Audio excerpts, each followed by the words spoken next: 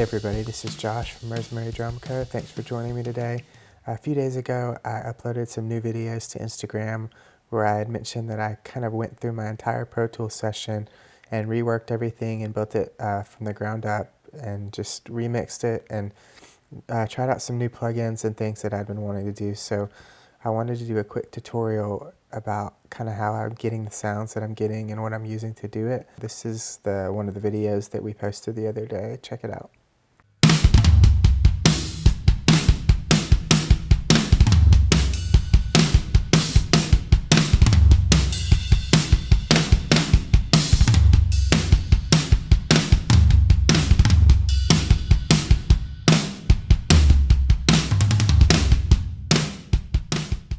Okay, cool. So let's go ahead and get into Pro Tools here, and you guys can kind of see what I'm doing.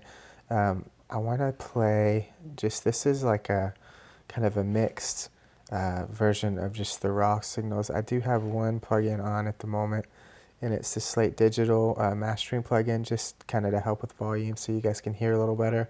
I'm not really doing much. I'm just putting a little bit of compression, just real mild compression, just kind of gluing it together.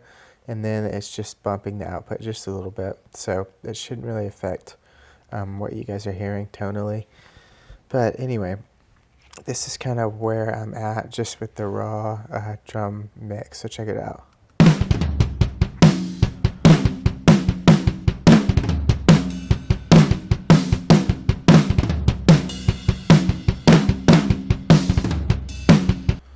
Okay, so it doesn't sound bad, especially for raw signal.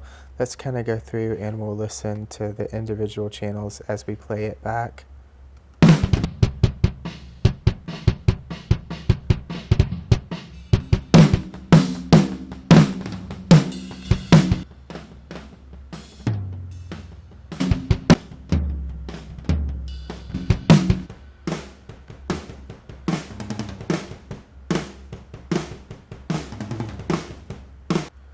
Okay, so that kind of gives you an idea of what I originally have to work with. So let's start from here. One of the things that I'm doing that I kind of learned from a Steven Slate video is what he calls top-down mixing, and basically you route everything to a drum bus. And so I've got all my channels here routed to this one drum bus. So you kind of start with the drum bus and you start there as far as putting on plugins and effects and all that kind of stuff. I'm trying to get that as best as it possibly can sound before you start tweaking everything. So what I'm doing here on the drum bus, and I'll kind of turn these on as we go. The first thing I've got here is these two EQs. It's called the Air and the Earth EQ by Slate, and these are really cool. They really add a nice quality without kind of being drastic. It's a real subtle but nice way to add some clarity and some thickness to your mix. So let's listen kind of to the difference here as we add it.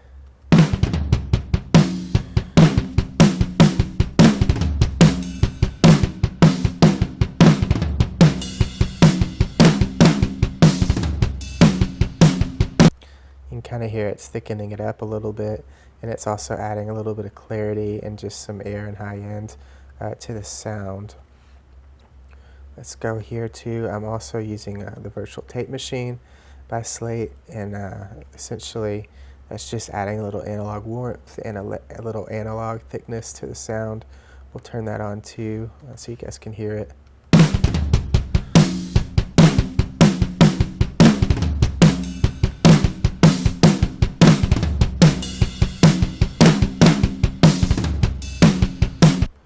So that sounds pretty good. And then lastly, here I've got this virtual mix bus just sitting on the track, and then just like a little bit of compression with this blue compressor. I'm not hitting it very hard, maybe like in the 3 to 5 dB range there. So let's listen here.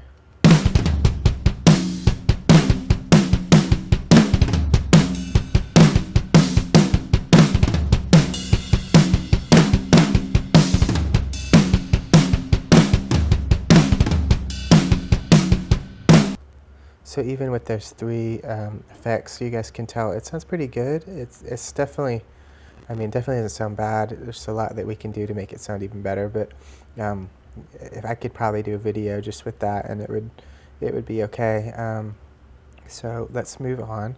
Now that we've got our drum bus kind of sounding pretty good, I'm going to go ahead and start with the kick. We'll kind of solo it so you guys can hear what I'm doing here. Hang on.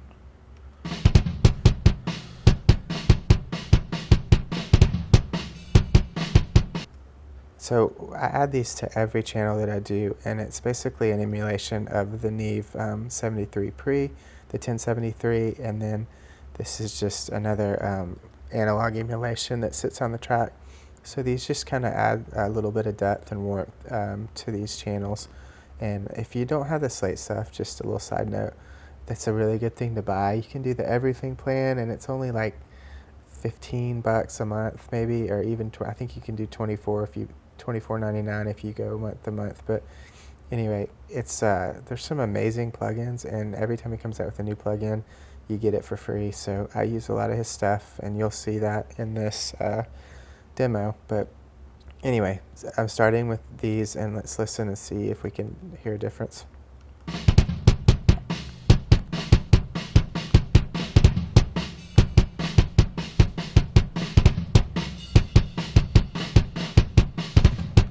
Yeah, so it kind of just tightens it up a little bit, and it's really not a huge change. It's like the combination of a bunch of stuff that really makes it shine. But anyway, we've got another instance of virtual mix rack here.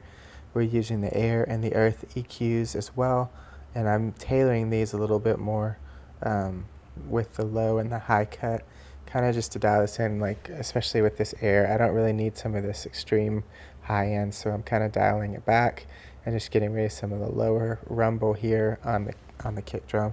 And then we've also got the blue compressor hitting it with a ratio of 8, and just a little bit you'll see it moving here. And so let's turn this on and see kind of what it does for the kick. I'll start it with it dry.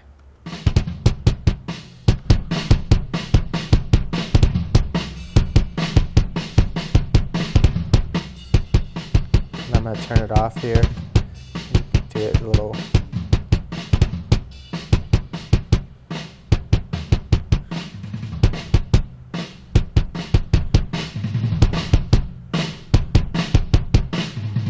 So that sounds pretty good. You're going to hear a little bit more of a drastic change here. This is the Slate plugin. I'm only using it really on this channel for the gate. I really like the gate that it does. It really cleans up the sound quite a bit. And I'm also just pulling a little bit of what they say, the bite here, pulling it down, but let's listen.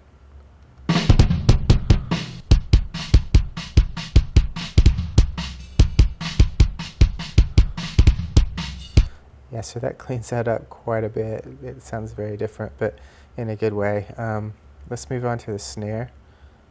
And I'm going to mute this now that we're done with it. Go to the snare. I'm going to start here with the tape machine just to kind of thicken it up.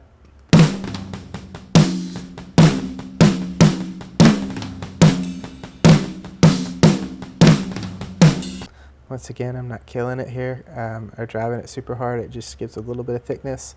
My next thing I have here, and I'll start on the side, we've got our emulation here.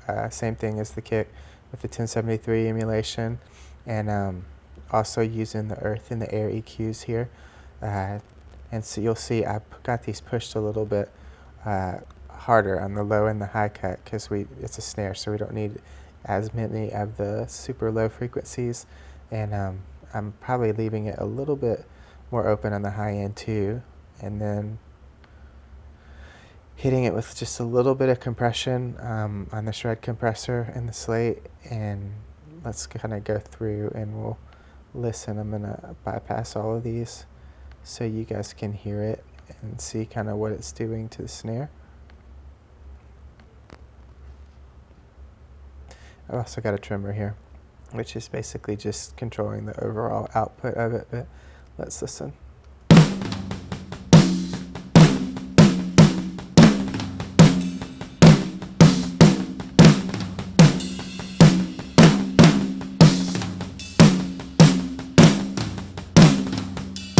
I can really tell the difference with the air EQ. I think it adds a lot of clarity to the snare.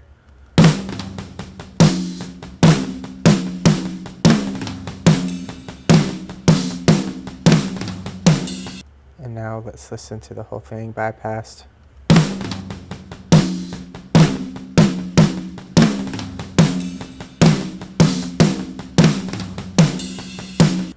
So that sounds pretty good. Obviously, there's a little bit of ring in the snare, and that kind of bothers me. It's a little distracting, so I'm going to pull a little bit of that out. And kind of what I do here is you can kind of scan the frequencies.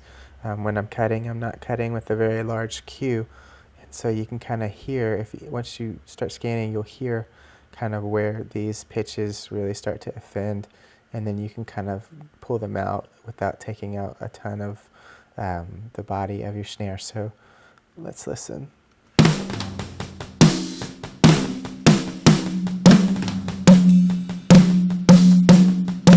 can hear right there, right at about 181, it really starts ringing.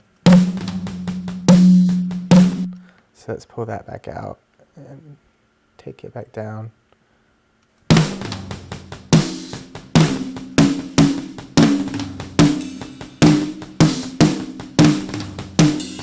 Kind of hear that pitch too. We won't, that one's not as bad, but we'll take a little bit of that out too.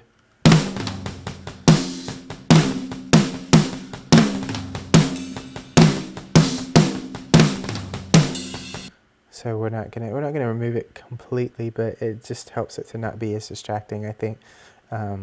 Okay, and then I've also put this Waves crystal gouge plugin on here. I'm not using anything but the gate, just because the gate does a tremendous job of cleaning up the signal. So let's listen.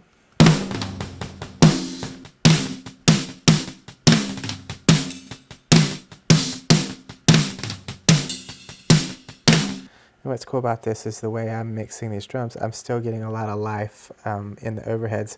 I really use the overheads to capture the whole kit, not just the cymbals, so I can make the snare a little bit drier like that, and with a little less presence, kind of more of a tighter sound, and it really works well with the overheads. Let's move on to the rack tom.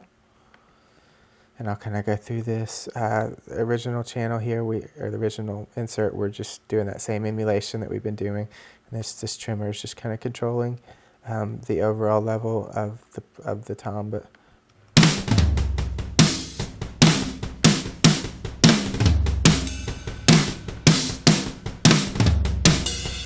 let's go to the next one here. We've got, oh, looks like I put the trimmer twice. I guess I didn't need to do that. I'll take it off there. And I've got Revival, just adding a little bit of thickness. And then I've got the air and the earth EQs on here too. Just a little bit of clarity in the air and a little bit of bottom with the earth. And you can kind of tailor the low and the high cut to fit your signal. Let's listen. I'm going to turn off all of these here.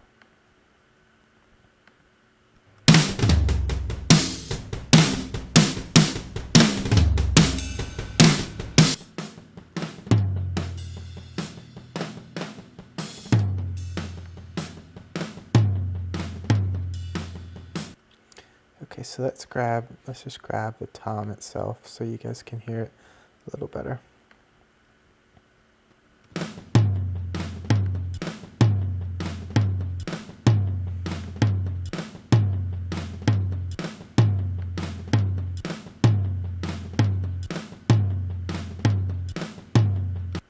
Okay, sounds pretty good.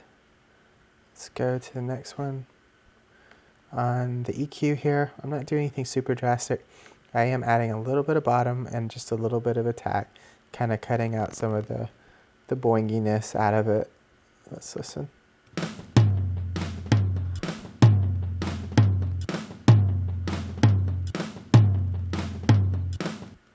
Okay, and then we're going to use that same gate in the CLA to clean up the signal a little bit.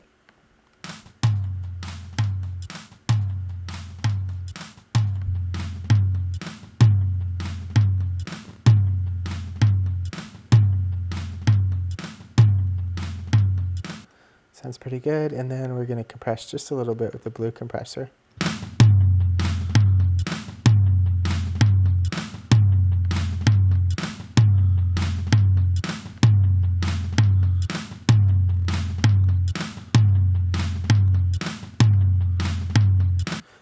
kind of control a little bit of that low end just with the high pass filter.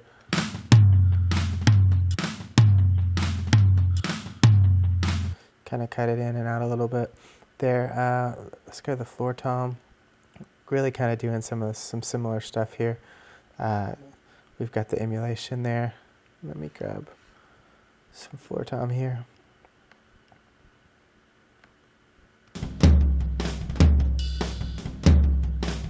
We do have it panned a little bit here, so just for the sake of hearing it, I'm gonna put it back here in the center just so you guys can hear it.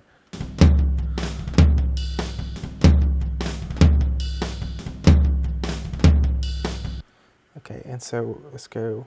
I did the same thing with the trimmer on that for some reason. I'm gonna cut it out right there. Same kind of thing here, adding a little bit of thickness with revival and a little bit of air and earth on the EQ. So let me turn these off.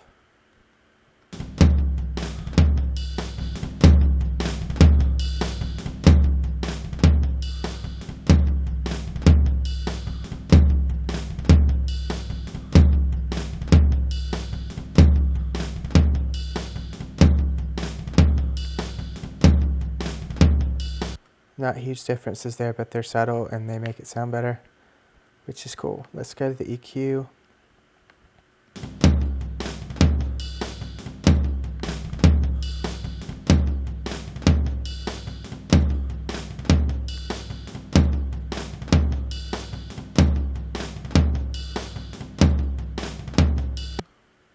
So that sounds pretty good, and same thing. I'm using the Slate as the gate. Okay, let's listen.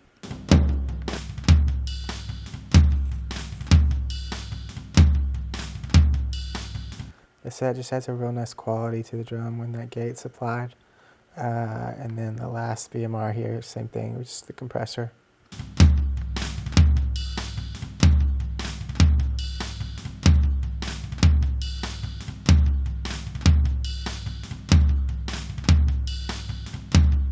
So that's pretty good. And some people might be like, well, why don't you just put it all in one VMR? The way I do it is that I have the VMRs doing different things. So I don't really like to scroll left and right too much. So I'll just add an extra instance of it just because it makes it easier for me. There's not really a right or wrong way to do that. But let's go to the overheads and I'll keep them panned.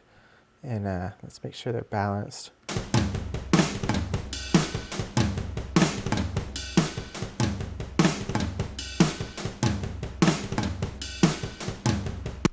Let's get out of this thing that we highlighted.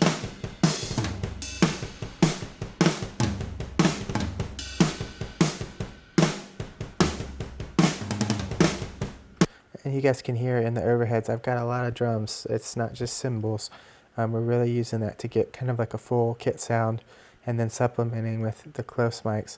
So the first thing I'm doing in the overheads is that same emulation and on all the other tracks with the pre-emulation.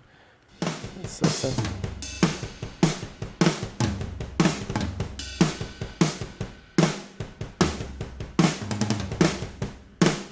And on this one, I used a little bit more of the CLA plugin that I used for the other tracks. I like the way that the overheads are handled in the CLA. So let's listen.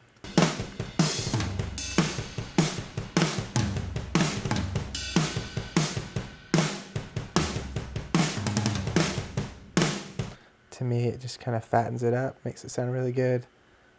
I like what it's doing there. And then I've got an EQ on here. It's just basically just pulling a little bit of the highs out, just because I feel like the cymbals can get kind of harsh, and I don't want them to sound harsh. So.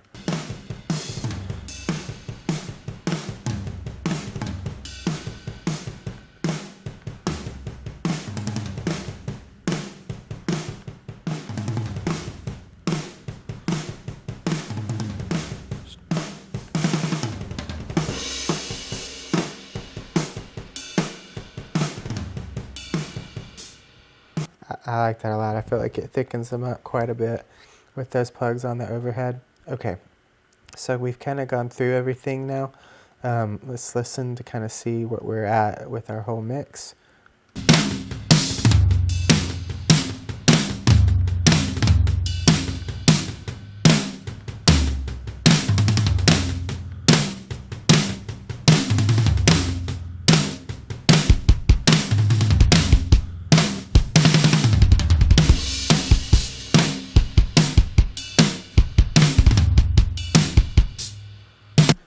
and just tweaking a little bit on the mix. I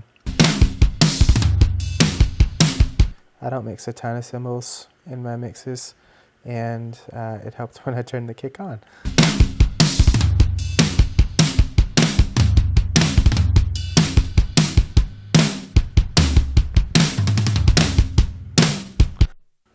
Okay, cool. So what we're doing basically now, we've got everything sounding really good.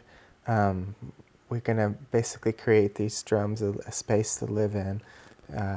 Since we're not doing a ton with room mics, it's especially important that I kind of put these drums in a space, and I can do that with a really nice verb. I was doing that with the Waves IR verb and just using some impulse responses, but I just recently started using the Verb Suite Classics by Slate that just came out, and it's really nice. It sounds amazing. I'm using a preset today called Warm Drum Space, which is fitting because that's exactly what I'm looking for. So let's kind of just go through, and we'll start adding these on the individual channels just so you can hear what it's doing. We'll start with the snare.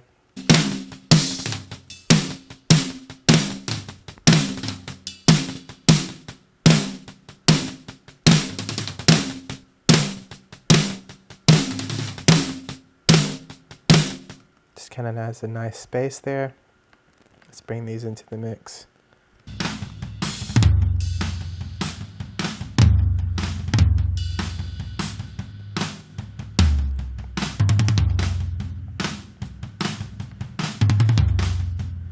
And I'm not using a ton on the toms, just because I feel like they sound pretty wide open already. But what's cool about it is we've got a little bit on there's individual channels, but then when we actually go and we add the verb to the drum bus, that's when you really kind of start to hear the magic happen. Let's listen.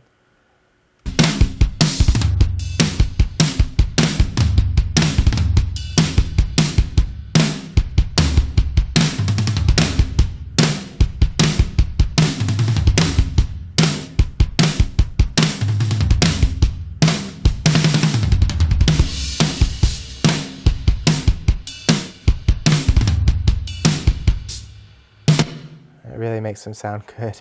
It really makes them sound like they're being recorded in a really sweet room. I love what that's doing, and it really comes down to the reverb that you're using. Not every reverb is going to work perfectly for that, but that is a good one to use.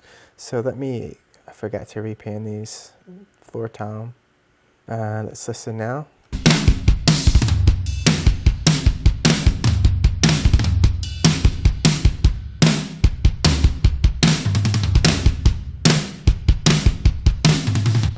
Yeah, so that sounds really good. At this point, I would probably just bounce it. Probably check my mix out on the monitor. So I'm in the headphones right now making this video. But anyway, hopefully that was helpful to you guys to kind of see me walk through the process, and hopefully you guys learned something. I'm really grateful you guys are following me on Rosemary Drum Co. On Instagram and on my YouTube. If you guys have any questions or want to talk more about it, just hit me up and I'll be happy to help in any way that I can. Hope you guys have a good day.